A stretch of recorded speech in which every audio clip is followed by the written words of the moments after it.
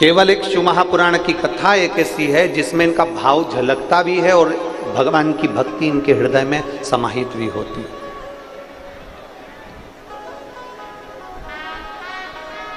भीतर से भाव उत्पन्न करो और फिर निवेदन करेंगे। शंकर जी के मंदिर में जाओ ना, शिव जी के मंदिर में अगर जाओ या शंकर जी के शिवालय में जाओ या एक लोटा जल समर्पित करने के लिए जाओ, तो वहां जाने से पहले अपने भीतर भाव उत्पन्न करो। कौन सा भाव उत्पन्न करना है कि मैं अपने घर से जल लेकर जा रही हूं, मैं अपने घर से पानी लेकर जा रही हूं, मैं अपने घर से जल लेकर जा रही हूं और वहां मैं भगवान देवादिदेव महादेव को जल समर्पित करूंगी, शिव जी को जल चढ़ाऊंगी, मंदिर में झाड़ू लगाऊंगी, पोछा लगाऊंगी और भगवान देवादिदेव महादेव का श्रृंगार करूंगी। हाँ, यदि मार्ग में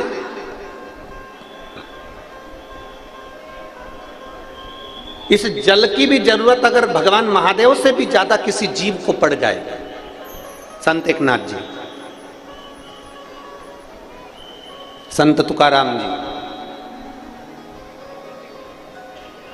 जिन्होंने प्रेरणा दी, त्रिवेणी का जल लेकर रामेश्वरम के लिए जाते हैं और बीच मार्ग में एक जीव गर्मी के कारण रोड पर पड़ा हुआ था।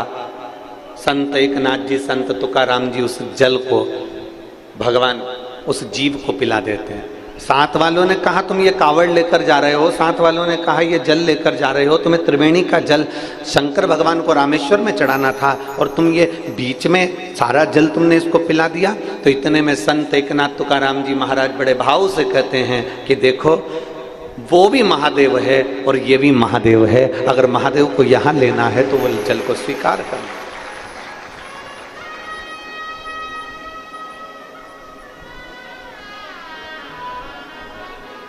कल शाम का एक प्रसंग है।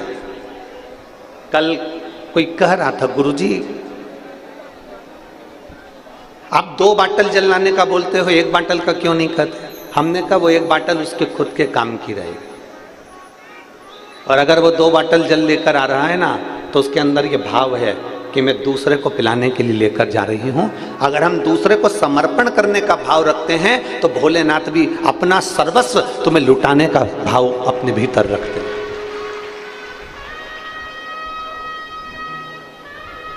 और निर्मल मन सो मोहि, आपका भाव जितना सुंदर होगा, आपकी भक्ति जितनी सुंदर होगी, उस निर्मल भाव से परमात्मा को ढूंढने में देरी नहीं लगी। निंदा से दूर हो जाओ, चुगली से दूर हो जाओ, बेकार कर्म से दूर हो जाओ। एक बड़ा सुंदर संवाद आता है।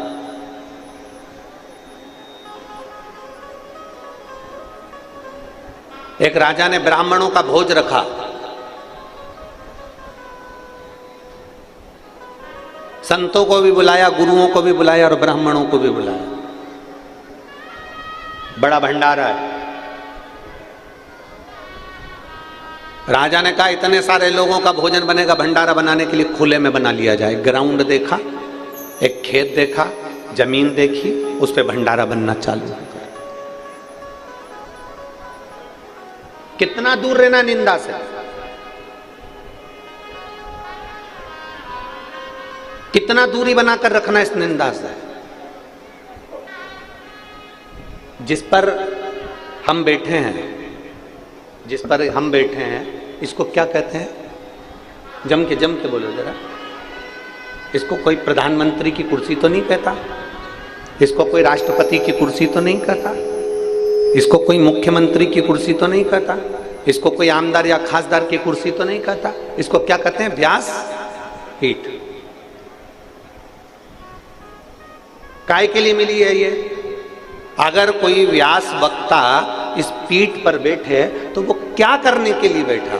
इस पीठ पर बैठा है वो भगवान की चर्चा करने के लिए, जनमानस को प्रेरणा देने के लिए और जनमानस को मंदिर, शिवालय, देवालय से जोड़ने के लिए बैठा।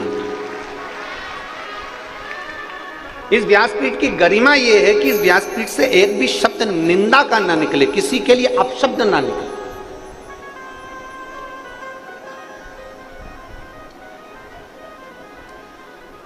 और मेरी परतवाड़ा की जीजियों, आपसे कहना चाहेंगे, निवेदन करना चाहेंगे कि इस व्यासपीठ पर देवाधिदेव महादेव की कृपा से जब भी आते हैं तो माता सरस्वती से कहकर आते हैं, माँ ऐसी कृपा करना, इस कंठ से कोई ऐसी वाणी ना निकलवाना कि किसी के दिल को चोट पहुंच जाए, किसी के हृदय को चोट पहुंचे, ऐसी वाणी नहीं चाहिए।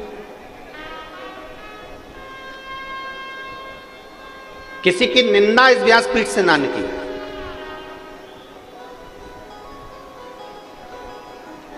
किसी व्यक्ति विशेष के नाम से कोई शब्द, कोई निंदा इस व्यासपीठ से ना निकले, इस गादी से ना निकले।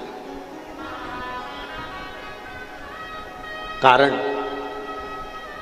निंदा का प्रतीक, निंदा का फल क्या है, निंदा का पाप क्या है, ये हमारे शास्त्र कहते आए। एक राजा ने एक भंडारा करा, ब्राह्मण भोज करा, सबको बुलाया, संत महात्मा गुरुजन सब भोजन करने के लिए आए। सब भोजन बन रहा था खुले में, एक चील उड़ी, उसने सांप पकड़ा, सांप लेकर उड़ी, सांप ने विष उगला, वो विष खीर में जाकर गिर गया, खीर में विष गिर गया। ब्राह्मण भोजन कर रहे थे, संत भोजन कर रहे थे, गुरुजन भोजन कर रहे थे, और सारे ब्राह्मण, सारे संत, सारे गुरु उस खीर को खाने के बाद मर गए। जितने भोजन कर रहे सब मर गए।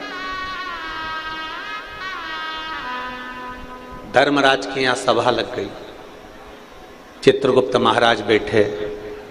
चित्रगुप्त महाराज ने धर्मराज से पूछा, बताइए इतने सारे ब्राह्मण और संत मरे हैं, इसका पाप किसके माथे पर देना, इसका पाप किसके पल्लू में बांधना है? इतने ब्राह्मण, इतने संत मरे, इसका पाप किसके माथे पर दिया जाए? राजा के माथे पर, जिसने ब्राह्मण संत भोज रखा,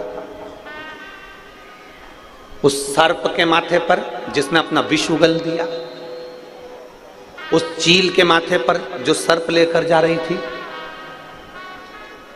जो भोजन बना रहा है उसके माथे पर,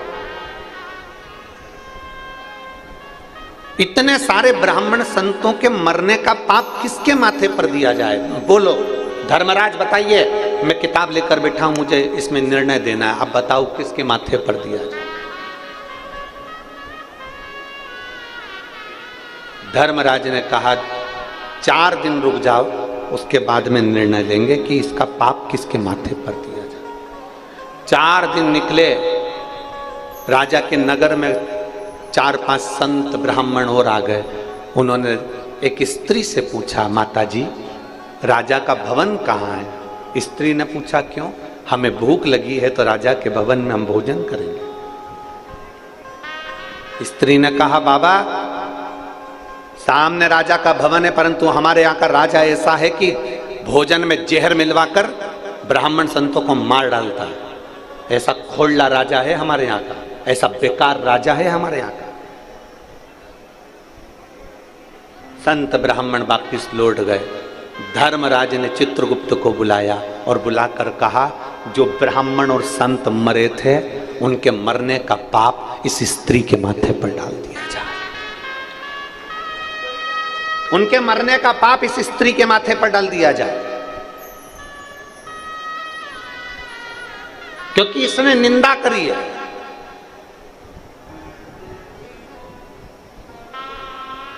ये निंदा कर रही है। एक छोटी सी निंदा सामने वाले के पाप को हमारे माथे पर चढ़ा देती है। शिव मंदिर में जाना, शंकर के मंदिर में 1 लोटा जल समर्पित करने के लिए जाना, देवाधिदेव महादेव के मंदिर में 1 लोटा जल समर्पित करने के लिए जाना, भगवान शंकर के मंदिर में 1 लोटा जल समर्पित करने के लिए जाना, शिव के दरवाजे पर अगर 1 लोटा जल समर्पित करने के लिए जाना, भगवान देवाधिदेव महादेव के पास अगर जाना तो ये प्रयास कर कर जाना कि मैं शंकर के मंदिर में जब तक रहूं, मैं शंकर के मंदिर में जाऊं और आऊं, तब तक मेरे मुख से भोलेनाथ ऐसी कृपा करना कि किसी की निंदा ना निकल जाए, किसी की निंदा मेरे मुख से ना। किसी की निंदा ना निकले। बन सके तो हमसे भजन बने। आप अपने घर से लोटा भरकर जब जल लेकर निकलो ना, तो जल लेकर निकलो तो मुख से श्री शिवाय नमस्तु, श्री शिवाय नमस्तु, श्री शिवाय नमस्तु। जब आप निकले अपने घर से, भगवान का मंत्र जाप करते हुए चलें, श्री शिवाय नमस्तुभ्यम बोलते हुए चलें, पंचाक्षर मंत्र नमः शिवाय बोलते हुए चलिए, षडाक्षर मंत्र ओम नमः शिवाय बोलते हुए चलिए, भगवान का भजन गुनगुनाते हुए चलिए। ये मत सोचना कि कौन हमको देख रहा है, कौन हमको नहीं देख रहा। आपकी चित्तवृत्ति को आप जितना शंकर से जोड़कर चलोगे, उतने आपकी जिंदगी की एक आनंद उत्पन्न हो जाएगी, अपने जीवन का एक सुख उत्पन्न हो जाए।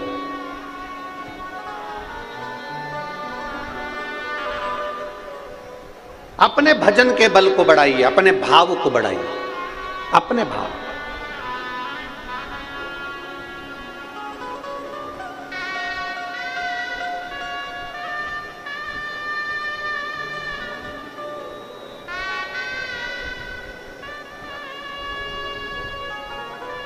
कल हमने हमारे साथ में माननीय प्रकाश जी के साले जी अभी हमको कृष्ण की भूमिका वो निभा रहे हैं, रथ के सारथी बनकर लाना ले जाने का कार्य कर रहे हैं। कल हमने उनसे पूछा, इतना तेज गर्मी पड़ रहा है और कई लोगों को खाना पीना भी होता है, पानी भी पीना होता है, 10 जगह का जल भी आता है, भोजन भी आता है, कोई पेट गड़बड़ हो रहा हो, कोई कुछ हो रहा हो, तो उसके लिए हॉस्पिटल ले जाने के लिए क्या प्रयोजन है? तो उन्होंने कहा, गुरुजी हमारे यहाँ के परहतवाड़ा के जो विधायक महोदय हैं, बच्चू भैया ऐसा कुछ नाम उन्होंने बताया था, श्री बच्चू जी कुडू, कहा गुरुजी एक अस्थायी हॉस्पिटल बनाया गया हमारी कथा स्थल के आसपास में, जिससे लोगों का इलाज हो सके। मैं माननीय विधायक महोदय बच्चू भैया जी को बहुत बहुत साधुवाद देता हूं कि आपने ये व्यवस्था की। साधुता है।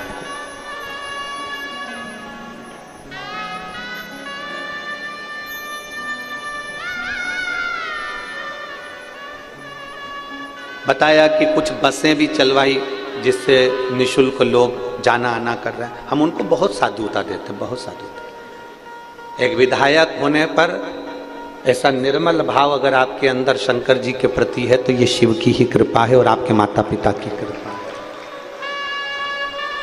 साधुता। अपने भाव को शुद्ध बनाइए।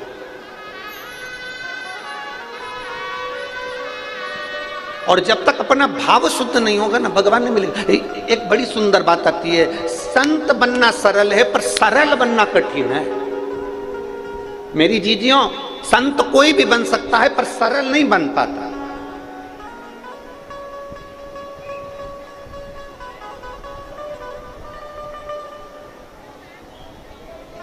ये कंठी काय के लिए पहनते हो? तुलसी की।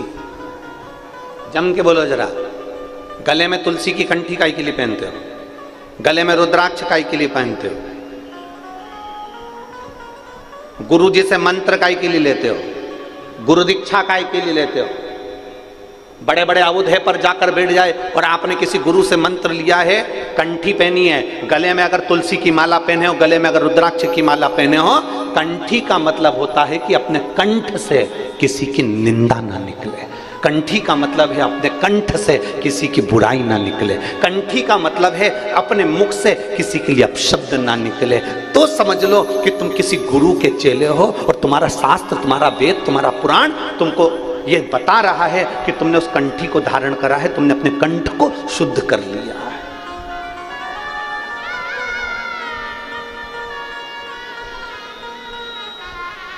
कंठी का मतलब केवल ये नहीं है कि हमने दिखावा कर दिया कि हमने अपने गुरु का मंत्र ले लिया। कंठी का मतलब ये नहीं है कि हमने दिखावा कर लिया और हम उस गुरु के चेले हो गए ना। कंठी लेने का मतलब है कि कंठ से किसी के लिए अपशब्द ना निकले, कंठ से कोई आड़ी टेढ़ी बात ना निकले।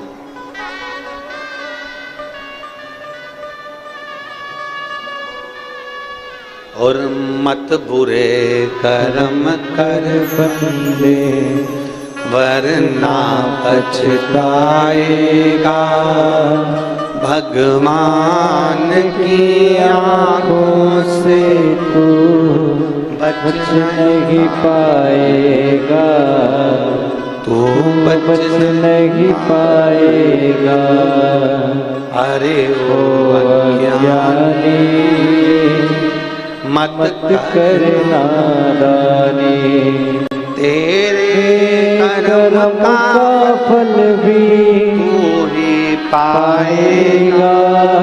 जैसा किया तूने तेरे आगे आएगा। मत बुरे कर्म कर बंदे, वरना पछताएगा।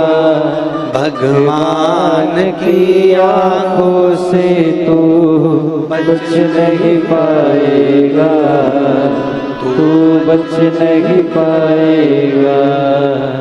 ऐसा कर्म क्यों करना? कंठ में कंठी पहने हो और मुख से निंदा कर रहे हो, कंठ में कंठी पहने हो और अपने मुख से आप अपशब्द कह रहे हो, तो ये श्रेष्ठता नहीं बनती। मेरी जीजियों और मेरे जीजाओं, मेरी बेटियों, मेरे बेटाओं, जिंदगी में एक बात याद रखना, जो फसल बोओगे वही तुमको काटना पड़े, वही काट। मंदिर काहे के लिए जाते हो? जम के बोलो जरा जल्दी से। मंदिर काहे के लिए जाते हो? भगवान को अपना दुखड़ा सुनाने के लिए, भगवान से मांगने के लिए। चलो अच्छा, इसको अपन बाद में सुनेंगे, पहले ये बताओ जमीन किस किस के यहां पर है? खेती, खेती किस किस के पास में? हाथ उठाओ जरा। जमीन किस किस के पास में? चलो ठीक है, साधुता। भगवान आपकी और 2-4-6 बीघा और आगे बढ़ा। बहुत अच्छी फसल हुई, शायद इधर फसल को पीक कहते हैं। क्या कहते हैं? पीक। बहुत अच्छी पीक हुई, बहुत अच्छी फसल हुई, ढेर सारी फसल हुई, ढेर सारी पीक हुई। उस फसल को कहां लेकर जाते हो फिर बाद में, जब बहुत सारी हो जाती है तो? जम के बोलो, मंडी। कहां ले जाते हो? मंडी। पीक बहुत अच्छी हुई, फसल बहुत सारी हुई, गेहूं बहुत हो गया, धान बहुत हो गया, सोयाबीन बहुत हो गया, कपास बहुत हो गया। जब फसल बहुत सारी हो गई तो हम इसको कहां लेकर गए? जम के बोलो, सब बोलो, कहां लेकर गए इसको? मंडी में लेकर गए। मंडी में ले जाकर हमने गाड़ी को उंडेल दिया, हमने गाड़ी को उंडेला, हमने गाड़ी को खाली कर। फसल ज्यादा हो गई, गेहूं ज्यादा हो गया तो मंडी ले गए, धान ज्यादा हो गया मंडी ले गए, कपास ज्यादा हो गया मंडी ले गए, तो हमने वहां ले जाकर दे दिया। बोलो सही है कि गलत है? सब बोलो जितने बैठे हो, सही है। गेहूं ज्यादा हो गया तो मंडी ले गए, कपास ज्यादा हो गया तो मंडी ले गए, धान ज्यादा हो गया मंडी ले गए, सोयाबीन ज्यादा हो गया मंडी ले गए, फसल ज्यादा हो गई तो मंडी ले गए, सब्जी ज्यादा हो गई तो मंडी ले गए। उसी तरह मंदिर क्यों जाते हैं? शिव पुराण कहते हैं जैसे फसल ज्यादा होती है तो मंडी ले जाई जाती है, पाप ज्यादा होता है तो महादेव के दरवाजे जाया जाता है।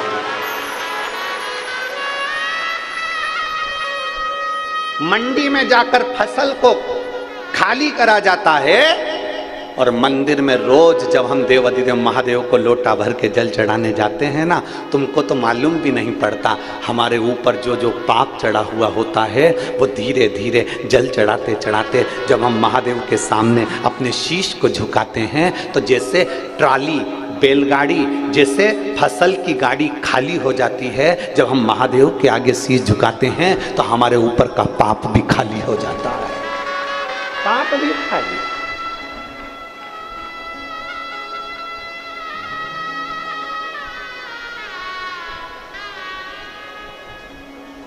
फसल ज्यादा हो गई, हम उसको मंडी ले गए, कपास ज्यादा हो गया मंडी ले गए, सोयाबीन ज्यादा हो गया मंडी ले गए, गेहूं ज्यादा हो गया, मंडी ले गए।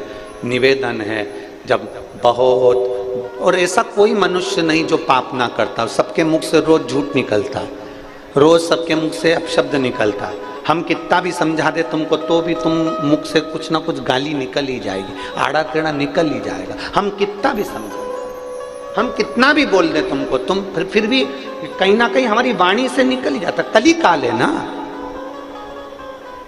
कलयुग है ना, हम कितना भी समझा लें तो भी निकल जाएगा। तो क्या करना है हमको? फसल को मंडी लेकर जाओ, तो इस शरीर को कहाँ लेकर जाना है? मंदिर लेकर जाना। फसल मंडी में जाती है, वहां खाली हो जाती है। ये शरीर जब देव अधिदेव महादेव के उस मंदिर में, उस देवालय में, उस शिवालय में जब जाता है, तो ये पाप भी हमारा खाली हो जाता है। पाप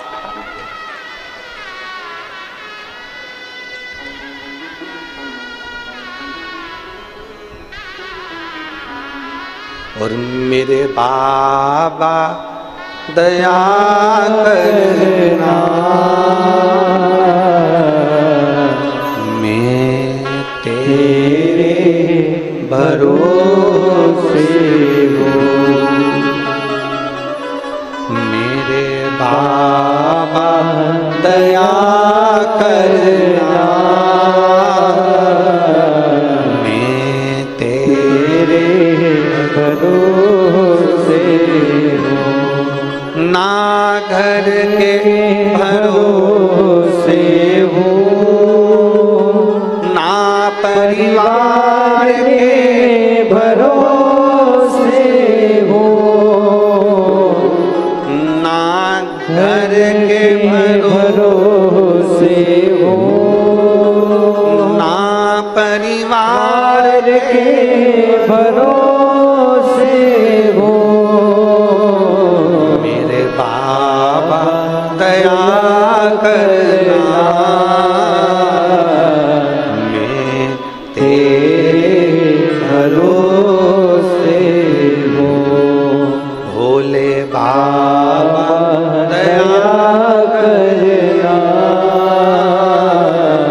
मैं तेरे भरोसे हूँ। हम शिव के भरोसे, हम परमात्मा के भरोसे।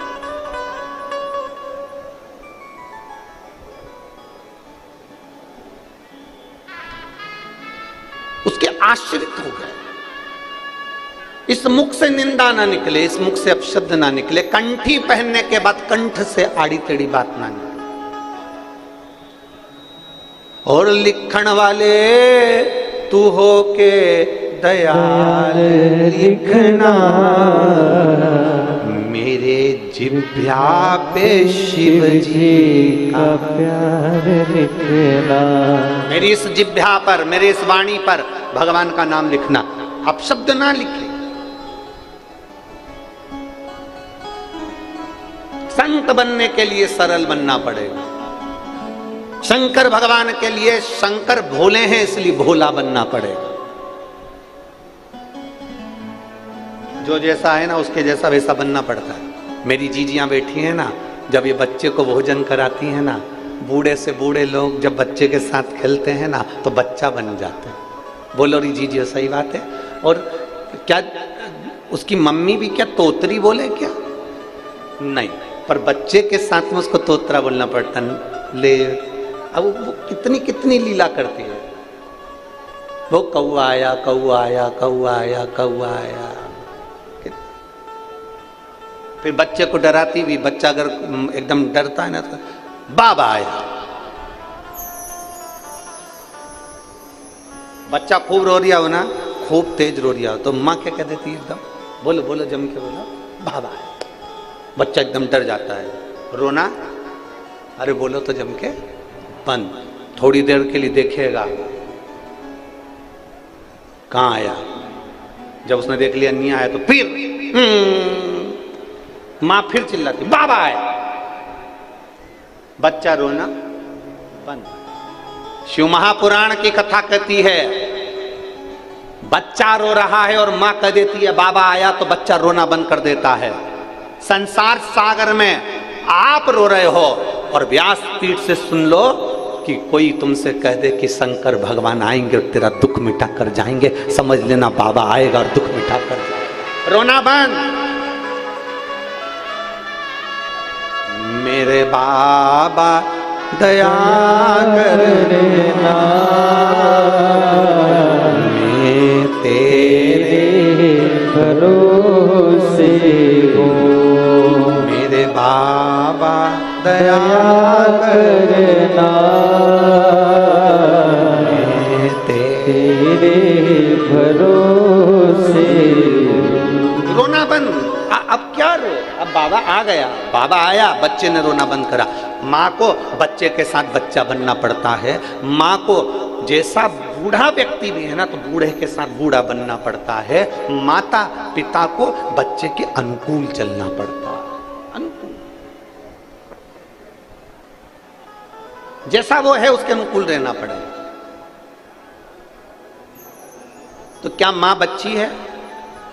क्या घर का बुजुर्ग बच्चा है?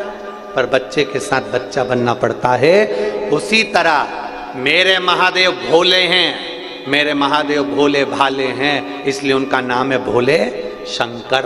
तो हमको क्या बनना पड़ेगा? महादेव जैसा भोला बनना पड़ेगा। जब आप भोले बन जाएंगे, महादेव आपके साथ हो जाएंगे, फिर आपका दुख महादेव का होगा। आपका दुख महादेव। एक पत्र है,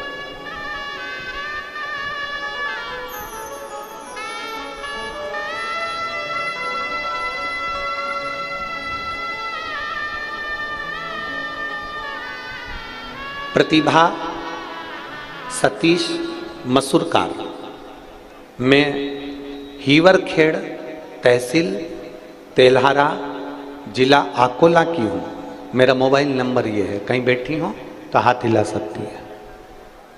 अगर कहीं बैठी हो, अच्छा आप है, श्री शिवाय नमस्तु, आ जाओ, एक बेलपत्र ले जाना।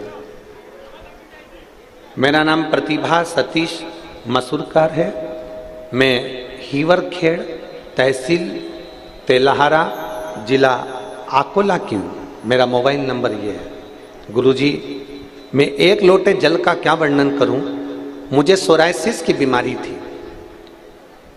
13 साल से मेरे शरीर से खाल निकलती रहती थी। उसको कितना भी खुजालो उसमें से खाल निकलती रहती थी।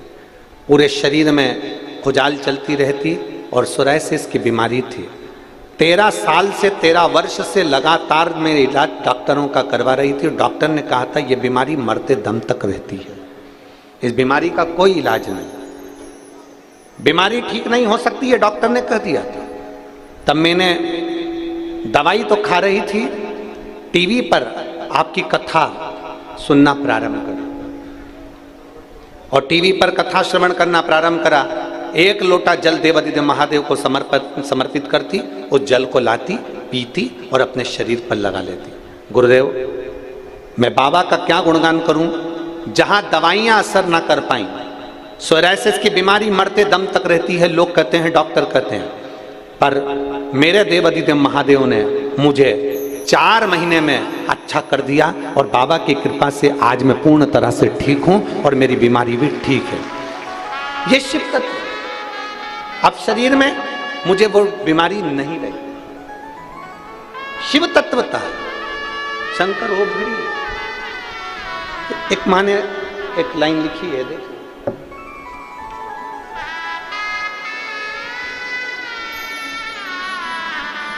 सो दीपिका सचिन राखोड़े, पेंशनपुरा परतवाड़ा की रहने वाली हूँ। मेरा मोबाइल नंबर यह, कहीं बैठी है तो हाथ हिला सकती है। अगर कहीं बैठी हो, सो दीपिका सचिन राखोड़े, पेंशनपुरा परतवाड़ा की रहने वाली हूँ। कहीं बैठी हो तो हाथ हिला सकती है। परतवाड़ा की रहने वाली हूँ। मेरी लड़की खुशी सचिन राखोड़े 8 महीने की हुई, तब से, जब वो 8 महीने की हुई तब से उसको एक गठान हो गई और गठान डॉक्टर को दिखाया तो डॉक्टर कहते हैं कि इसका ऑपरेशन करना पड़ेगा। अबे डॉक्टर सोनोग्राफी करवाए, जांच करवाई, जांच करने के बाद उसको ऑपरेशन का कह दिया। जब हमने ऑपरेशन का सुना तो हमने बच्ची छोटी है जानकर ऑपरेशन कैसे कराते, हमने इतनी छोटी सी बच्ची का कैसे ऑपरेशन करा। तब हमने ऑपरेशन करने का मन से निकाल दिया और हमारी पड़ोसन के कहने से हमने शंकर जी को एक लोटा जल चढ़ाना प्रारंभ करा। शिव जी को जल चढ़ाते, वो जल लाकर अपनी बेटी को दे देते। बेटी की उम्र छोटी है और उसको ये गठान उसके बगल में हो गई। अब करें क्या गुरुदेव, 2.5 महीने तक हमने उस बच्ची को शंकर जी पे चढ़े हुए जल को पिलाते रहे और एक दिन उस बच्ची के जो गठान थी वो अपने आप फूट गई और फूटते से ही उसकी गांठ में जो सामान था वो सब बाहर निकल गया और डॉक्टर के पास हम लेकर भागे तो डॉक्टर ने कहा ये तो कोई चमत्कार ही है जो तुम्हारी बेटी बिना ऑपरेशन के ठीक हो गई। ये शिरकत है। सो दीपिका सचिन राठौड़े, पेंशनपुरा परतवाड़ा की रहने वाली हूँ। मेरा नाम बर ये है। कहीं बैठी हो तो हाथ हिला सकते, आजा बेटा।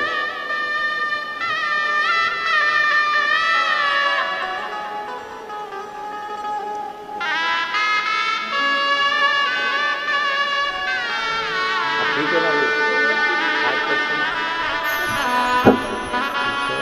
शरीर पूरा ठीक हो गया, हाथ वगैरह पूरे शरीर का था।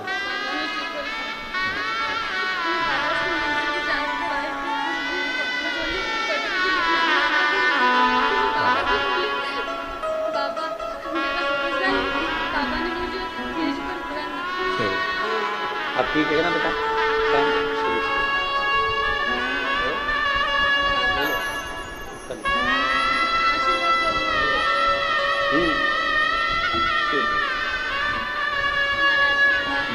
अब ठीक है ना शरीर?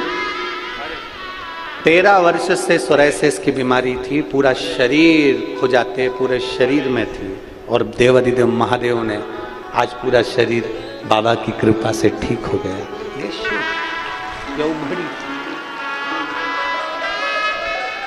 और खाली ना जाता कोई दर से तुम्हारे, खाली न जाता कोई दर से तुम्हारे, मैं भी खड़ी हो नंदी पाहे पसारे, अपने हृदय से लगा लो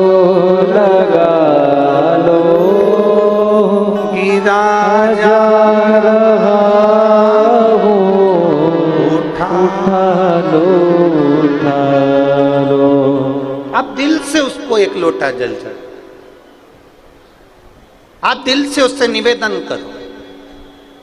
वो बेटी ने एक लाइन अच्छी लिखी है, प्रतिभा सतीश मसूरकार, हीवर खेड़ा, तेलाहारा, जिला अकोला। इन्होंने एक लाइन अच्छी लिखी है,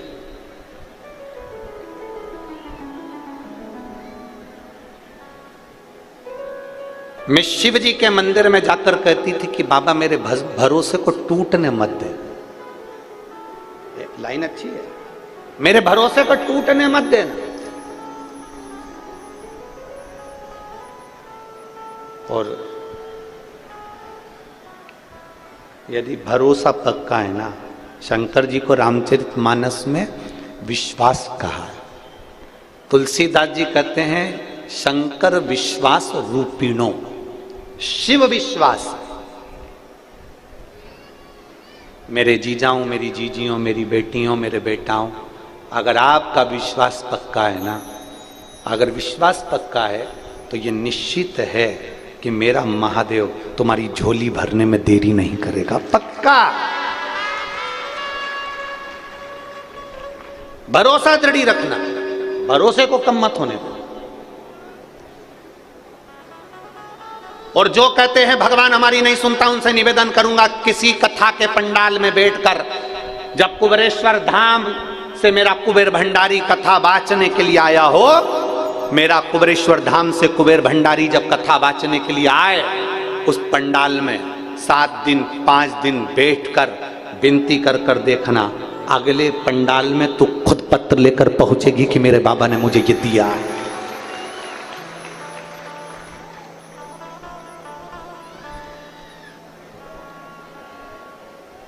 उससे विनय करिए।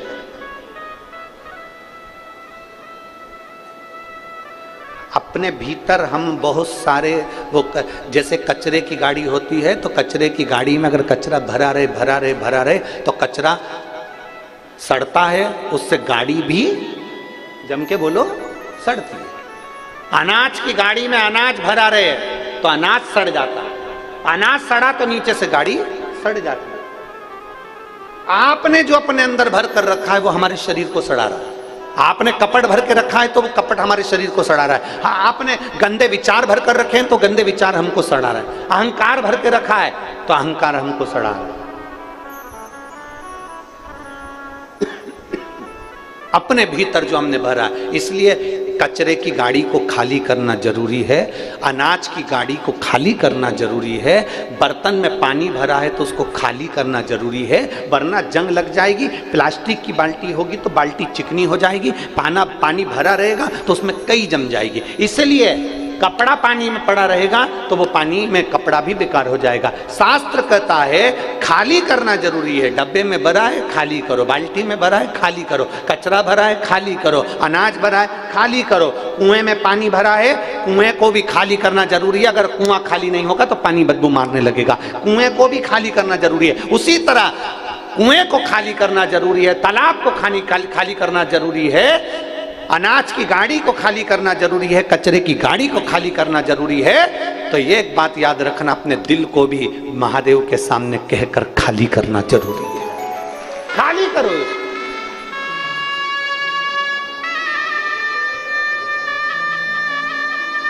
ज्यादा दबा दबा कर रखोगे ना तो वो कहते हैं ना, ज्यादा दबा दबा के खाओगे तो दवा खाने जाओगे।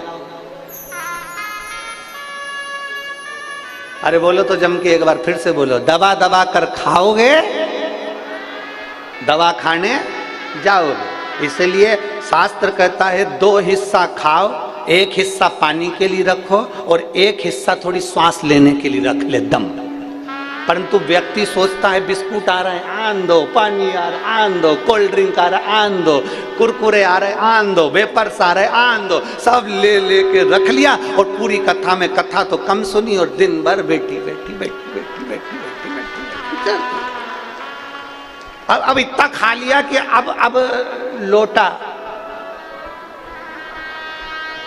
अब इतना खाया तो फिर अब विचार कर रही कहां से निकलूं।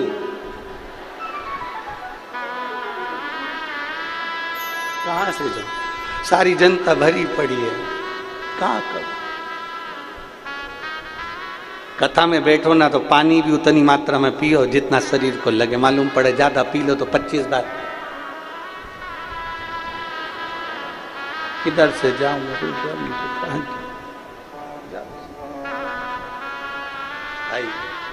जो दवा दवा कर खाता है वही दवा खाने जाता है। इसलिए भीतर अपने अहंकार को इतना मत भर लो, काम को इतना मत भर लो, लोभ तृष्णा आसक्ति को इतना मत भर लो। दबा के भरोगे ना तो फिर दवा खाने तो जाना ही। फिर अंदर इतना भर लिया, उसने मेरे को ये बोल दिया, रखते गए रखते गए रखते गए, उसने ऐसा कर दिया, रखते गए रखते गए रखते गए रखते गए। भीतर एक उत्तर प्रदेश में एक महादेव का मंदिर है, गंगा नदी के तट पर।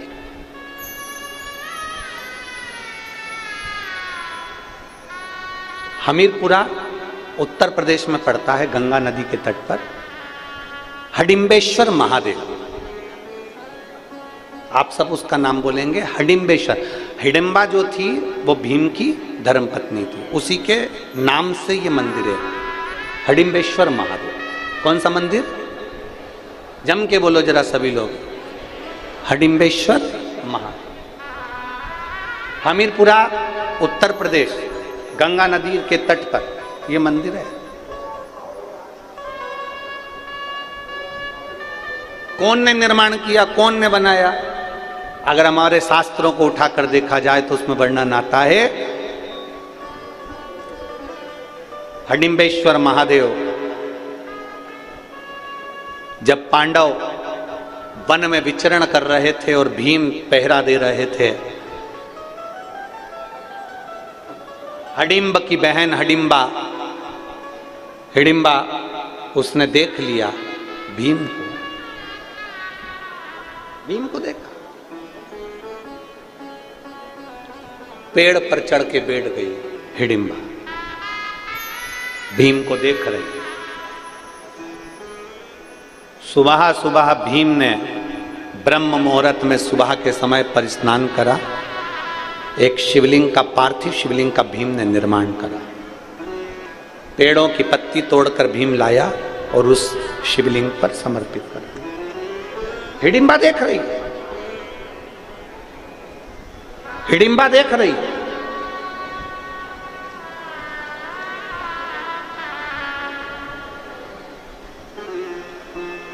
हमीरपुरा उत्तर प्रदेश में हडिम्बेश्वर महादेव, गंगा नदी के तट पर, जो उत्तर प्रदेश के रहवासी हैं वो दर्शन करते होंगे वहां। हिडिम्बा देख रही है, भीम ने ब्रह्म मुहूर्त में एक शिवलिंग का निर्माण करा, पार्थिव शिवलिंग का निर्माण करा, वृक्ष की पत्ती तोड़कर लाया और भगवान शंकर को चढ़ा दिया। हाथ जोड़ के बैठ गए। हिडिम्बा राक्षसी थी, उसकी वृत्ति अच्छी नहीं थी, उसका विचार अच्छा नहीं था।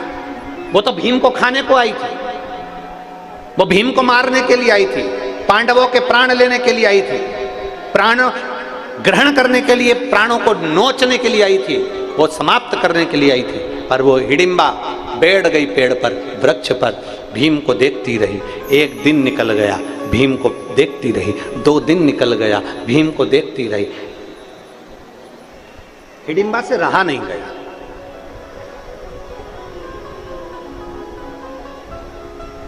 हिडिम्बा से रहा नहीं गया। तब हिडिम्बा एक सुंदर स्त्री का रूप रखकर एक मुनि के पास में पहुंच गई।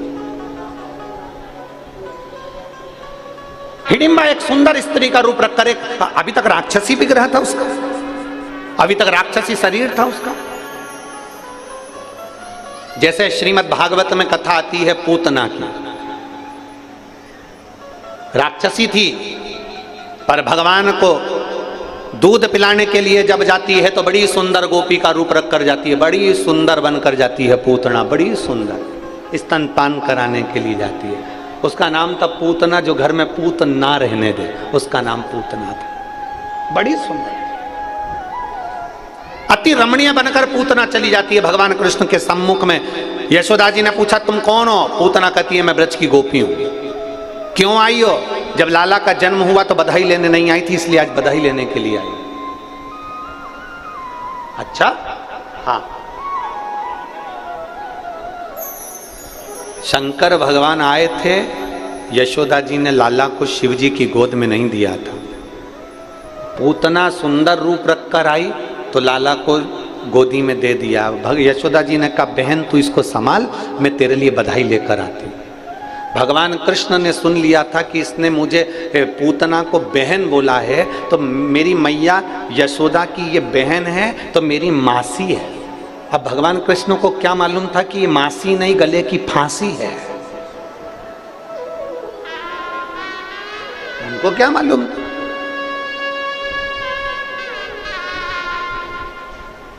अब क्या करा भगवान कृष्ण ने? ये हिडिम्बा का चरित्र चल रहा है, उसमें अपन समझे जरा पूतना का चरित्र। पूतना ने क्या करा? भगवान कृष्ण को दूध पिलाना प्रारंभ करा, क्योंकि विष स्तनों में विष लगाकर लेकर आई थी। दूध पिलाना प्रारंभ करा, और भगवान भी बड़े चतुर,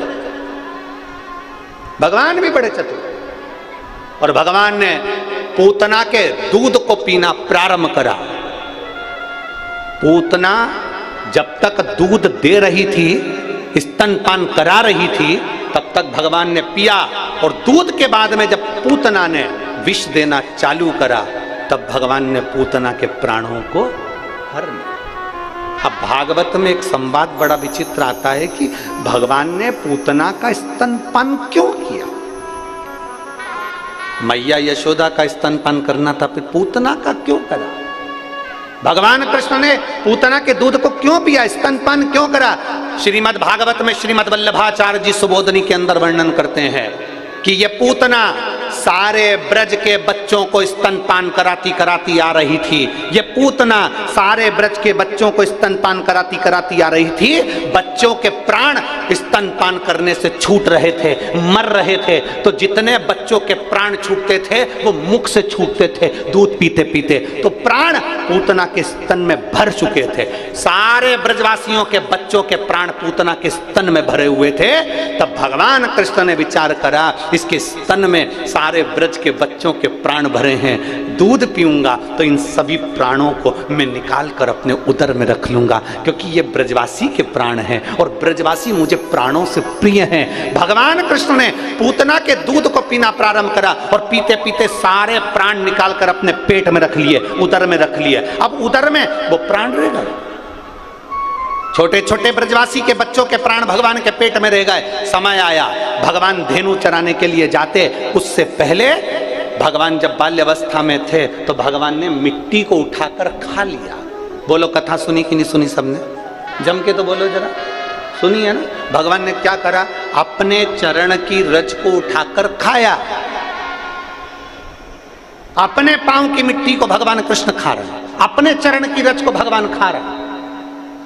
अब दुनिया के लोगों ने कुछ भी बोला हो कि चरण की रज क्यों खाई, माता को ब्रह्मांड का दर्शन कराना था, पृथ्वी का दर्शन कराना था, पूरे विश्व का दर्शन कराना था, पर भगवान कृष्ण से कोई पूछे कि तुमने ब्रज की रज अपने मुख में क्यों खाई, तब भगवान कृष्ण का वाक्य रहेगा, जिन ब्रजवासियों के प्राण पूतना ने हरे थे उनके प्राण मैंने स्तन में से निकाल कर अपने पेट में रखे थे। ये बाहर के ब्रजवासियों का उद्धार तो मेरे चरण की रस से हो जाएगा, पर जो अंदर ब्रजवासी पड़े हुए हैं इनका उद्धार कैसे होगा? तब भगवान ने अपनी चरण की रज खुद खा ली और अंदर बैठे हुए जीवों का कल्याण कर दिया।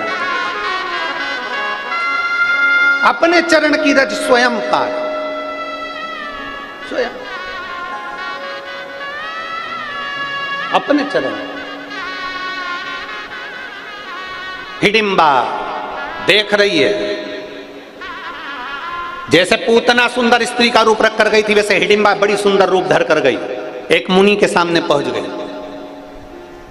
अड़भंग मुनि अपने वेश में आनंद लेते हुए चल रहे थे। चरण प्रणाम। हिडिंबा ने सुंदर स्त्री का रूप रखकर पहली बार किसी मुनि को प्रणाम करा। ये जब जब साधु संत को देखती थी तो खा जाती थी, आज पहली बार प्रणाम कर रही है। जरा विचार करिएगा, भीम को शिवलिंग की पूजन करते हुए देखा तो हिडिंबा का विचार बदल गया। अब उसने मुनि को, संत को खाया नहीं, उनको प्रणाम किया है। प्रणाम। लोग कहते हैं, इतने सारे लोग कथा में आते हैं, क्या सबका मन बदल जाता है? हम कहें नहीं बदलता, थोड़ा बहुत तो असर आता होगा। थोड़ा बहुत भी अगर असर आ गया ना शंकर की भक्ति का, तो बहुत है, उतना धीरे धीरे धीरे धीरे रमता जाए, रमे। और महाराज अभी तक हिडिंबा ने मुनि को, संत को, साधु को, सन्यासी को पकड़कर खाया था। आज पहली बार मुनिवर के हाथ में हाथ जोड़ रही है हिडिंबा, और हिडिंबा ने हाथ जोड़े, मुनिवर प्रणाम किया, नमन। मुनिवर से पूछा, मुनिवर मेरे को आपसे पूछना है, मैंने देखा है मिट्टी का कोई एक ऐसा पिंडी जैसा बनाता है और उसकी पूजन करता है, उसका विधान क्या है? हिडिंबा को मुनि ने कहा, ये पिंडी नहीं, ये शिवलिंग है, और जो शिवलिंग की आराधना करता है, 7 वृक्ष की पत्ती को लाकर महादेव के ऊपर समर्पित करता है, उस भूलवश भी एक बेलपत्र अगर महादेव को चढ़ जाती है, मुनिवर ने कहा उसकी मनोकामना पूरी हो जाती है। हिडिंबा ने कहा जो मांगेंगे वो मिल जाएगा, मिल जाएगा। मैं जिस पुरुष को देखी हूं, क्या वो मेरा पति बन जाएगा?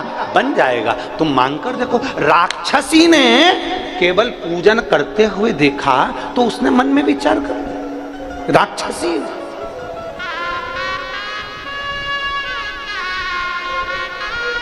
आपको अगर शंकर के मंदिर में जाता हुआ कोई देखे और मंदिर जाना चालू कर दे, समझ ले उसका कल्याण होने वाला है। आप शंकर की कथा में जा रहे हैं और कथा में जाते हुए, शिव महापुराण के महत्तम में लिखा है, जब कोई नारी, पुरुष, बच्चा, बूढ़ा, कोई भी शिव पुराण की कथा सुनकर जब वो अपने गांव में जाता है, तो गांव में जो उस मनुष्य का, उस पुरुष का मात्र दर्शन कर लेते हैं तो उनके पितर भी पार उतर जाते हैं। इतना वर्णन शिव पुराण में लिखा है।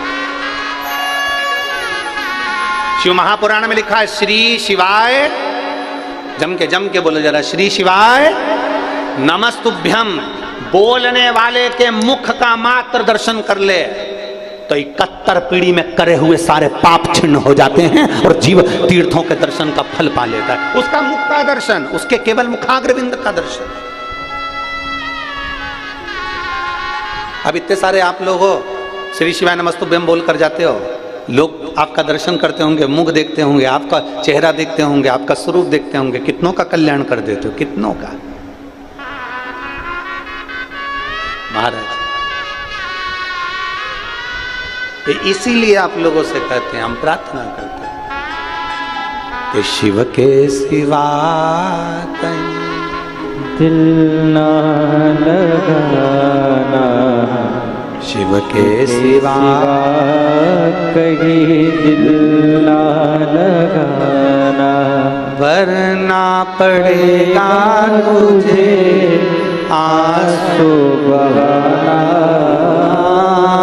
वरना पड़ेगा तुझे आंसू बहाना, शिव के सिवा कहीं दिल ना लगाना, शिव के सिवा कहीं दिल ना लगाना, वरना पड़ेगा तुझे आंसू बहाना, वरना पड़ेगा तुझे आंसू बहाना, शिव के सिवा कहीं दिल ना लगाना, शिव के सिवा कहीं दिल ना लगाना,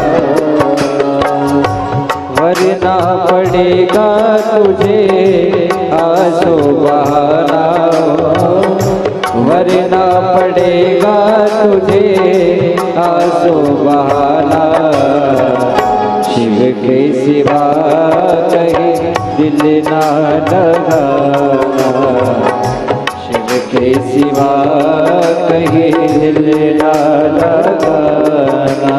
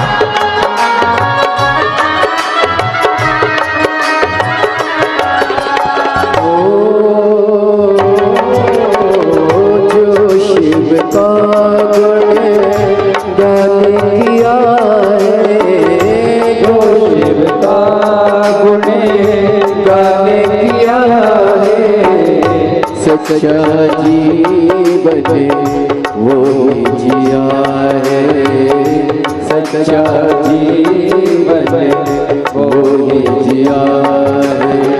जो शिव का गुण गाने किया है, जो शिव का गुण गाने किया है, सच्चा जीवन वो ही जिया है, सच्चा जीवन वो ही जिया है। सुमिरन के बल से तुझे, सुमिरन के बल से तुझे मुक्ति है पाना, शिव के सिवा कहीं दिल ना लगाना, शिव के सिवा कहीं दिल ना लगाना। वरना पड़ेगा तुझे, वरना पड़ेगा तुझे आंसू बहाना, शिव के सिवा कहीं दिल ना लगाना, शिव के सिवा कहीं दिल ना लगाना।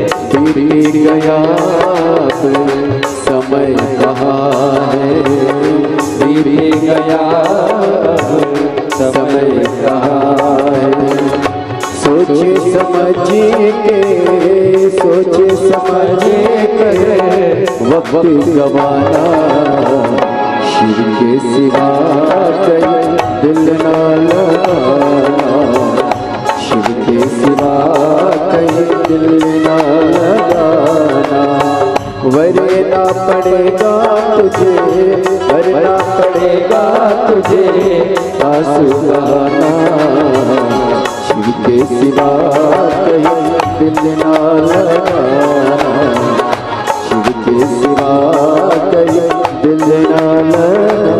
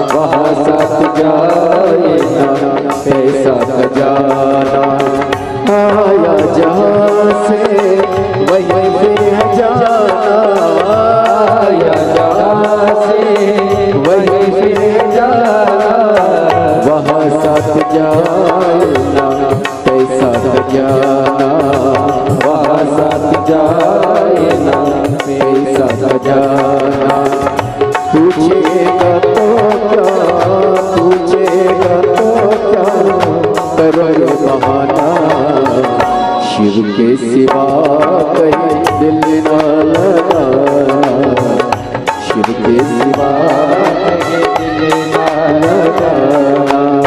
वरना पड़ेगा तुझे, वरना पड़ेगा तुझे आंसू बहाना, शिव के सिवा कहीं दिल ना लगाना, शिव के सिवा कहीं दिल ना लगाना, शिव के सिवा कहीं दिल ना लगाना, शिव के सिवा कहीं दिल ना लगाना, शिव के सिवा कहीं दिल ना लगाना।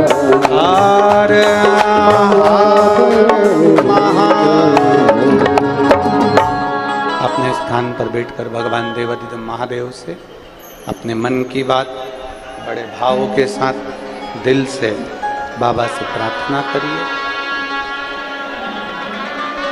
जहाँ जगह मिले वहाँ बैठकर बाबा से निवेदन करिए।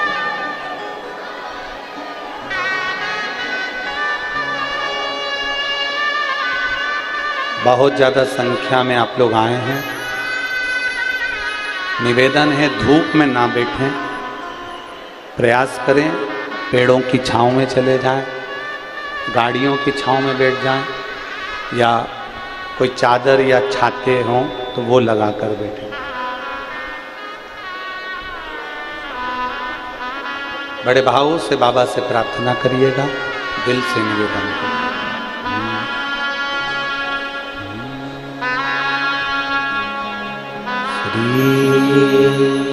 शिवाय नमस्तु श्री शिवाय नमस्तु श्री शिवाय नमस्तु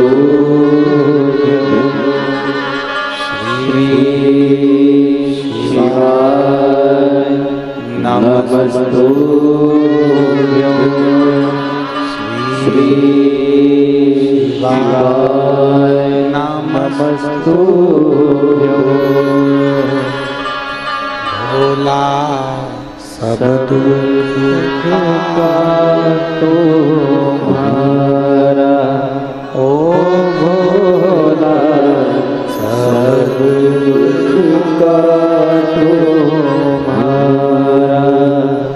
शिव शंकर जपू तेरी माला, भोले बाबा जपू तेरी माला, भोला सब दुख का तुम्हारा, ओ भोला सब दुख का तुम्हारा। देश मंगल मंगलकारी, देश है मंगल मंगलकारी, शमशान वासी हमारा, शमशान वासी हमारा, ओ भोला सब दुख का तुम्हारा, ओ भोला सब दुख का तुम्हारा। भगवान देवते महादेव का चरित्र कह रहा, शिव कथा कह रहे। भाव की निर्मलता से परमात्मा की प्राप्ति।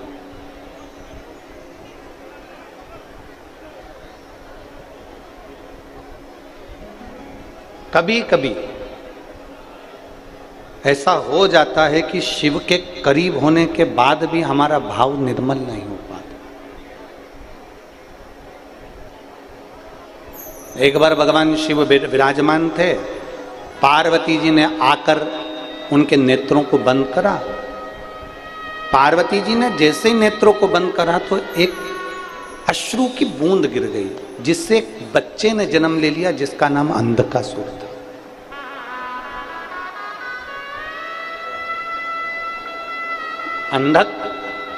अंधकासुर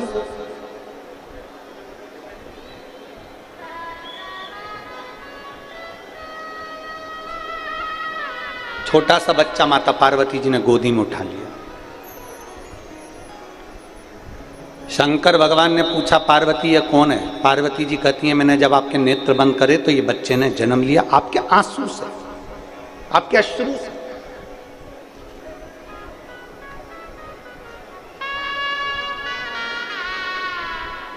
कभी कभी ऐसा होता है जो शंकर के करीब में भी है ना, वो भी शिव से दूर है।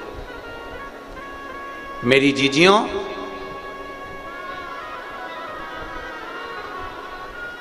कुछ बातें ऐसी होती है जो हम व्यासपीठ पर भी लेकर नहीं आते। त्रिपुंड लगा लिया, तिलक लगा लिया, भगवान की आरती पूजन भी कर रहे हैं, आराधना भी कर रहे हैं, पर विश्वास परमात्मा के चरणों के प्रति जागृत नहीं हुआ। एक छोटा सा बच्चा, एक लड़का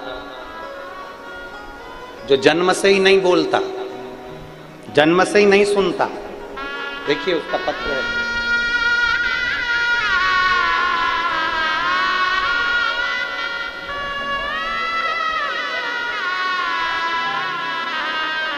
उसका एक सर्टिफिकेट भी लगाया गया है जो जन्म से ही ना सुनता है ना बोलता है, उसका साथ में लगाया गया कार्ड।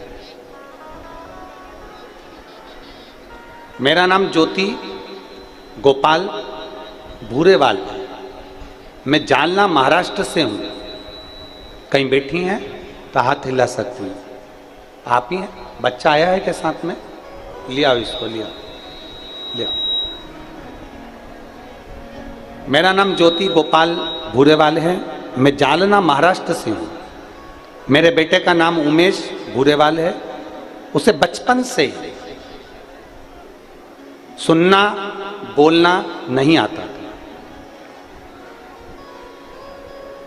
जब से हमने भगवान देवाधिदेव महादेव की शिव महापुराण की कथा सुनना प्रारंभ करी,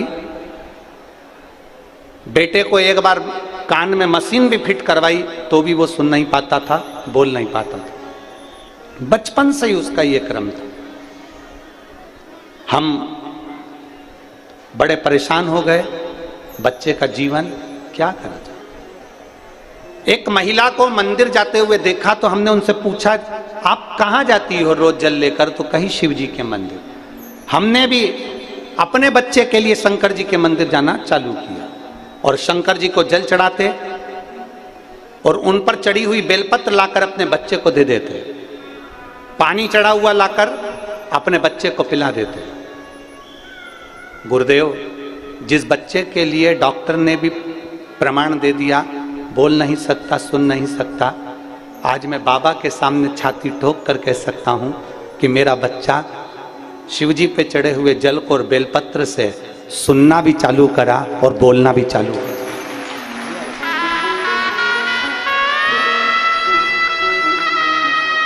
अब मेरा बच्चा धीरे धीरे थोड़ा थोड़ा बोलना भी चालू कर दिया और सुनना भी।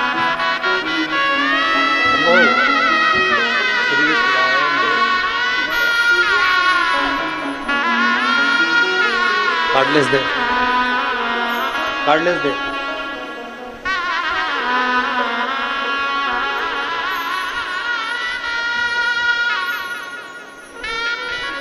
श्री शिवाय। एक बार वापिस आवाज तेज करो इसकी, फिर बोलो।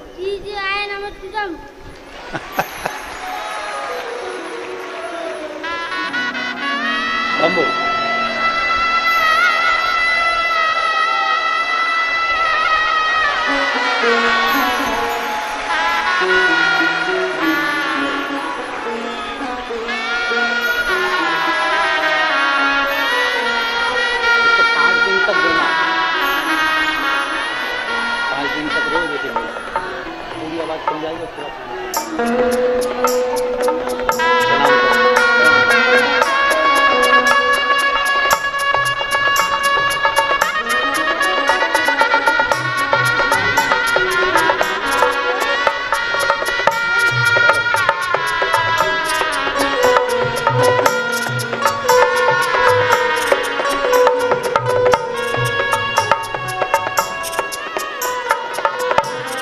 लुटा दिया भंडार काशी वाले ने, कर दिया मान काशी वाले ने। शिव है, उसका प्रमाण पत्र लगा है जिसमें उसकी वाणी और उसकी श्रवण शक्ति बचपन से नहीं है। ओघड़ दानी है। कोई हमसे पूछे तुम्हारी शिव पुराण में है क्या, हम कहते हैं एक बार दिल से सुनकर तो देख, तब मालूम पड़ेगा कि शिव पुराण में है क्या। क्या देता? एक पत्र और है। मेरा नाम कोमल कुणाल हाटेल है। मेरा नाम कोमल कुणाल हटेल, परतवाड़ा 8वाड़ी बाजार पेंशनपुरा से हूँ। कहीं बैठी हो? आती है? आ जाओ, एक बेलपत्र ले जाना, आ जाओ। मेरा नाम कोमल कुणाल हाटेल, मैं परतवाड़ा 8वाड़ी बाजार पेंशनपुरा से हूँ। भोले बाबा का मैं क्या गुणगान करूं गुरुदेव। मेरी छाती में दर्द हुआ, मालूम पड़ा सोनोग्राफी में कि गठान हो गई। जब छाती में गांठ हुई, डॉक्टरों ने उसकी जांचें प्रारंभ कर दी और जांच करने पर मालूम पड़ा कि वो गठान कैंसर की है। जब गठान कैंसर की थी, जांच बाहर भी गई और सारी जांचें होकर आई तो मालूम पड़ा कि मुझे छाती में जो गठान हुई थी वो कैंसर की गठान। खूब रोई मैं, सोचने लगी कि अब जिंदगी क्या बची, क्या करूं। गुरुदेव, एक बार केवल मोबाइल पर आपकी कथा थोड़ी सी किसी ने भेजी थी और वो मैंने सुनी, मेरा विश्वास हो गया। अब डॉक्टर के पास में अगली जांच जब कराऊंगी जब देवाधिदेव महादेव के सीहोर होकर जाऊंगी। बाबा के धाम गई, रुद्राक्ष लाई, शिवजी पे चढ़ा हुआ जल पीना प्रारंभ करा, पशुपतिनाथ का व्रत करना प्रारंभ करा, बेलपत्री को उठाकर नंदी के पास बैठकर कुंदकेश्वर महादेव के नाम से खाना प्रारंभ करा।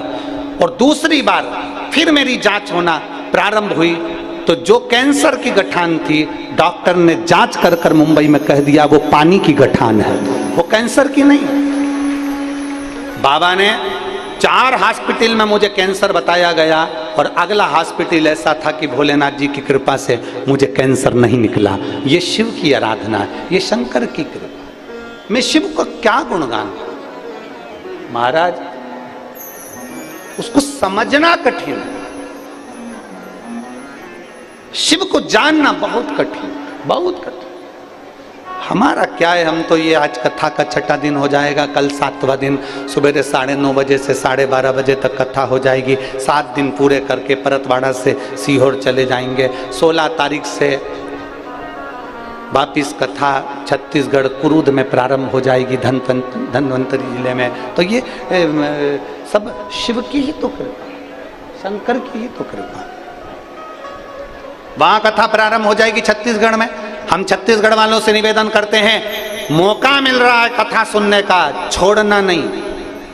2 बजे से 5 बजे तक कथा सुनने को मिलेगी, आप आनंद लो उस कथा को। और आपसे भी कहते हैं, टीवी पर कथा आए ना, तुम्हारा मन लगे ना लगे, चित्त लगे ना लगे, तुम्हारा मन है कथा सुनने का नहीं है तो भी अपने घर की टीवी को चालू कर कर रखो। कम से कम शिव पुराण का थोड़ा सा शब्द आपके घर में पहुंचेगा तो घर में भी अगर कुछ तकलीफ होगी तो बाहर नहीं। इतनी करोड़ों लोग, लाखों लोग एक साथ में जब श्री शिवाय नमस्तुभ्यं बोलते हैं तो आधी ऊर्जा तो वैसे ही प्रबल हो जाती है। ना जाने कितने रोग, ना जाने कितनी तकलीफें समाप्त हो जाती है। मेरी जीजियों, पत्र तो इतने हैं कि हम उसको पढ़ नहीं सकते। वो तो जो पढ़ाई में जाते हैं 2-4 आपको बोल देते, नहीं तो इन पत्रों की संख्या नीचे रखने की जगह नहीं है, इतने पत्र हैं, इतना पत्र इकट्ठा हुआ।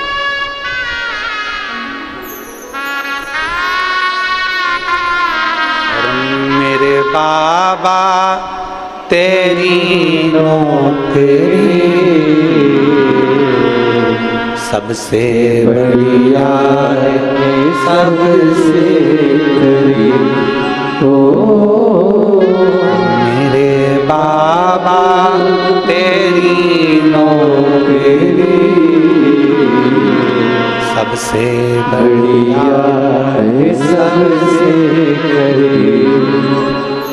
जब से तेरा गुलाम हो गया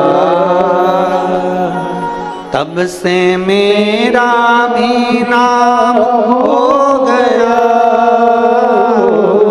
जब से तेरा गुलाम हो गया तब से मेरा भी नाम हो गया। वरना बात क्या थी मेरी, वरना बात क्या थी मेरी, सबसे बढ़िया है, सबसे खरी हो। भोले बाबा तेरी नौकरी सबसे बढ़िया है, सबसे खरी। तेरे दरबार राजे की चाकरी सबसे बढ़िया है सबसे खरी। मेरी किस्मत का जब गुल खिला तब जाकर के ये दर मिला। मेरी किस्मत का जब गुल खिला तब जाकर ये दर मिला। अब तो हो गई है रहमत तेरी, अब तो हो गई है रहमत तेरी। सबसे बढ़िया है सबसे खरी। ओ भोले बाबा तेरी नौकरी सबसे बढ़िया है सबसे खरी। उसको भजो दिल से, दिल से। हिडिंबा ने मुनि से पूछा, जो हिडिंबा राक्षस प्रवृत्ति की थी वो पूछो। असुर प्रवृत्ति की थी जो हिडिंबा वो पूछ रही है, क्या भोलेनाथ जी से मांगो तो मिल जाता है? हाँ। हिडिंबा ने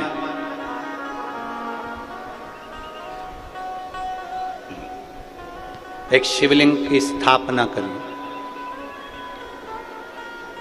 अखंड हिडिंबा वहां बैठ, अखंड,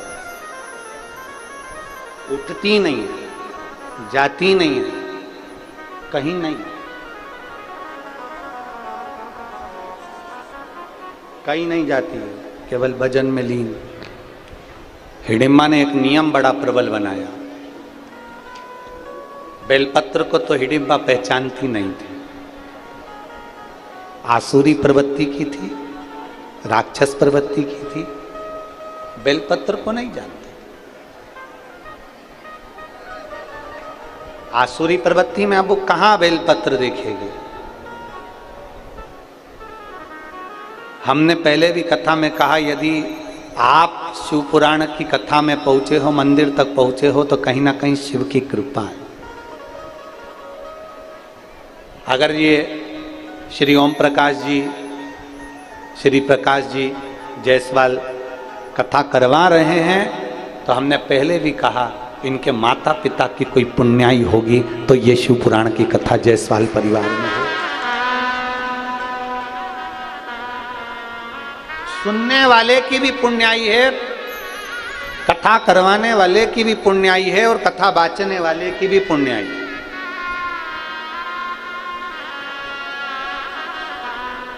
पर उसमें सबसे प्रबल पुण्याई है यजमान परिवार की और एक आपकी। सबसे बड़ी पुण्याई जो ये कथा आपने करवाई और आप श्रवण कर रहे हो, और ये बाबा कुबेर भंडारी इस कथा को बाच रहा है। ओ बाबा, पुण्याई है ये। भरतवाड़ा वालों जरा विचार करिएगा, बैसाख महीने में तुम लोग इतना दान करते क्या? बोलो, जम के बोलो। इतना पानी पिलाया तुमने, इतना लोगों को चाय पिलाई, वो सामने एक बड़ा स्टॉल लगा है जय झूलेलाल समिति, मैं उनको भी धन्यवाद देता हूँ। लगातार प्रतिदिन कुछ ना कुछ प्रसाद में, कभी चना, कभी कुछ, पूरे टाइम। ऐसा नहीं कि खत्म हो जाए, उन्हें हलवाई में ही रख रखा है, बनाते जा रहा है, लगाते जा रहा है। हम रास्ते से जाते हैं, बीच में जगह जगह पर कोई ने शरबत का स्टॉल लगा रखा है, कोई ने पानी का स्टॉल लगा रखा है। और ऐसे कई भगत हैं जिनका तो नाम हमको आता भी नहीं, हम तो बस गाड़ी से निकलते हैं तो देख लेते हैं, तो ध्यान में आ जाता है तो बोल देते हैं। ऐसे बहुत भगत है। आप में कई माताएं ऐसी हैं, ऐसा एल्युमिनियम का इतना बड़ा डब्बा, उसमें भर के लिया पोहा, उपमा, खिचड़ी, और अपने पास में लेके बैठ गई। जो आसपास की माताएं उनको धीरे धीरे कथा भी सुनती जा रही और निकाल निकाल के देती जा रही। धन्य मेरी परतवाड़ा की जीजियों, मैं आपको नमन करता हूं, प्रणाम करता हूं।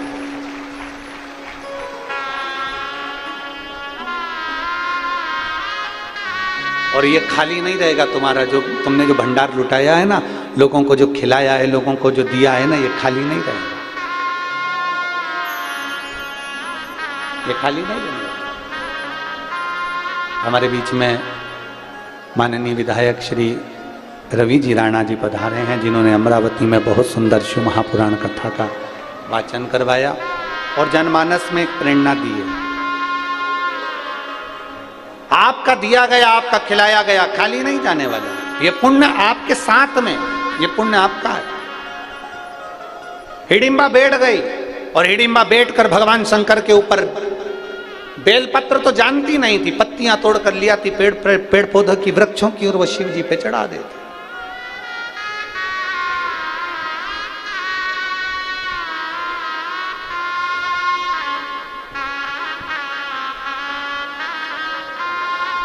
और हिडिंबा लगी भगवान शंकर की आराधना करने, हिडिंबा भगवान शिव की आराधना में डूबने लगी। मंत्र नहीं जानती है हिडिंबा, शिव जी के मंत्र जाप को नहीं जानती है हिडिंबा, शंकर जी के मंत्र को नहीं जानती है हिडिंबा, बस पत्तियां तोड़ती है, शंकर जी को चढ़ा देती है और बैठी है। केवल पत्ती को तोड़ने के लिए, पत्तियों को लेने के लिए जाती है, उसके सिवाय वो कहीं नहीं जाती, शंकर जी के सामने बैठी रहती है। अब जिस मुनि ने उसको बोला था कि जो मांगोगे मिलेगा, वो विश्वास पक्का था हिडिंबा का कि जो मांगोगे मिलेगा। जैसे आपका विश्वास पक्का है, आपका भरोसा पक्का है। आप कथा पर विश्वास करते हो ना कि मैंने सुना है, शंकर सुनता है, एक लोटा जल चढ़ाएंगे वो सुनेगा, बेलपत्र चढ़ाएंगे सुनेगा, बेलपत्र खाएंगे रोग मुक्त होगा, तकलीफ मेरी मिट जाएगी, ये आपने सुना है, आप सुनते हो तो विश्वास जागृत होता है, विश्वास जागृत होता है तो शिव सुनता है, करता है।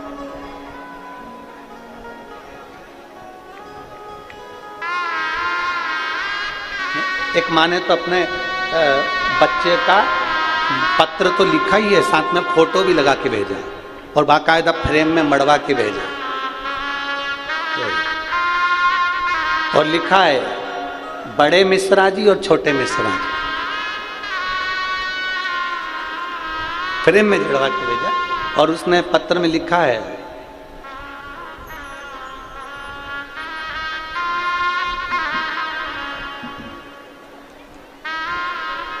मेरे 4 बच्चे, चारों बच्चों की शादी मैंने एक ही मंडप में करी है, तो लोग कहते थे तेरे यहाँ औलाद नहीं होगी, तेरी बच्चियों के घर संतान नहीं होगी, और वास्तवता थी कि बच्ची के घर में औलाद नहीं हो रही थी। कई साल निकल गए, तब आखिरी में सब जगह डॉक्टरों को दिखाना बंद कर दिया। फिर हमने पशुपति व्रत करा और बाबा की कृपा से जो बच्चे का सुख नहीं था, बाबा ने ऐसी कृपा करी कि 5वां व्रत पूर्ण हुआ और मेरी बेटी के घर में संतान की प्राप्ति हुई। मैं उसका फोटो लगा कर दे रही हूँ, आप भी देखो टीवी पर लगा, कहीं बैठी हैं क्या नाम है उसका, ललिता विनोद बड़ेल। मैं वाल्मीकि नगर जिला वाशिम की रहवासी हूँ, मेरा मोबाइल नंबर ये है, कहीं बैठी हैं? अच्छा, बच्चे को नहीं लाए हैं क्या?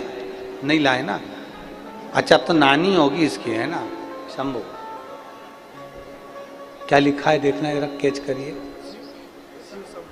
अच्छा, बच्चे का नाम शिव शंभू रखा है, बहुत बहुत साधुवाद, बैठिए, बधाई आपको नानी जी को, शिव कृपा, शिव तत्व है, ओकड़ी है।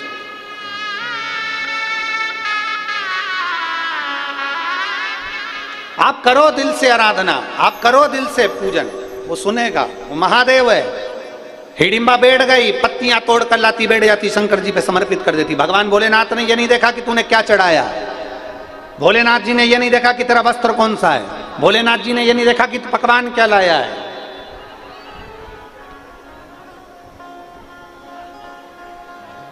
भगवान को कितने भोग लगते हैं? अरे जम के तो बोलो, लोग लिखते हैं 56 भोग लगते हैं। कितने भोग लगते हैं? महादेव को नहीं, मेरे ठाकुर जी को, मेरे राम जी को, मेरे नारायण को, मेरे गणेश जी को, सबको कितने भोग लगते हैं? 56 भोग। शिव महापुराण की कथा में बाबा देवाधिदेव महादेव माता पार्वती जी को बड़ा सुंदर एक उपदेश दे रहा है। देवाधिदेव महादेव माता पार्वती जी को उपदेश दे रहा है। उस उपदेश में माता पार्वती जी से कहते हैं, पार्वती सुन, जैसे देवताओं को भोग लगते हैं ढेर सारे, उसी तरह मनुष्य को भी भोग भोगना पड़ते हैं ढेर सारे। इस मानव शरीर को भी भोग भोगना पड़ते हैं। कई दुख जिंदगी में आते जाते हैं, आते जाते हैं, भोगना पड़ता। परंतु शंकर जी कहते हैं, पार्वती उन भोग भोगने में भी जो मुझे याद रख लेता है, मैं उसके दुख को समाप्त करता हूं, उसके दुख को।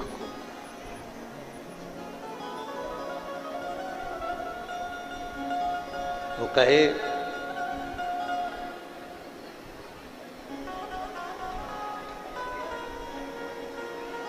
अरे मेरा ये भरोसा कहीं टूट न जाए।